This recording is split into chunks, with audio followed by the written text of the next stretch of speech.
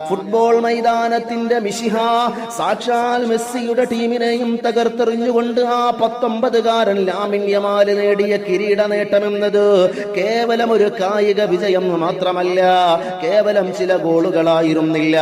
പാർശ്വവൽക്കരിക്കപ്പെട്ടവരുടെയും വേരുകൾ അറുക്കപ്പെട്ടവരുടെയും അടിച്ചമർത്തപ്പെട്ടവരുടെയും വിമോചനത്തിന്റെ മനോഹരമായൊരു കവിത കൂടിയത്രേ.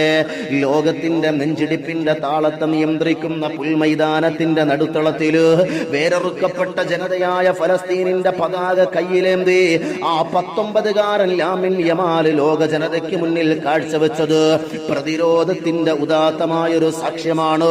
അടിച്ചമർത്തലുകൾക്കും വംശീയതയ്ക്കുമെതിരെ മഹ്മൂദ് ദർവിഷിനെ പോലെയുള്ള എഴുത്തുകാർ സാഹിത്യത്തിൽ പേന കൊണ്ട് ചെയ്ത അതേ ധീരമായ വിപ്ലവത്തെയാണ് ലാമിൻ യമാൽ തന്റെ കാൽപാദങ്ങൾ കൊണ്ട് അടയാളപ്പെടുത്തുന്നത്.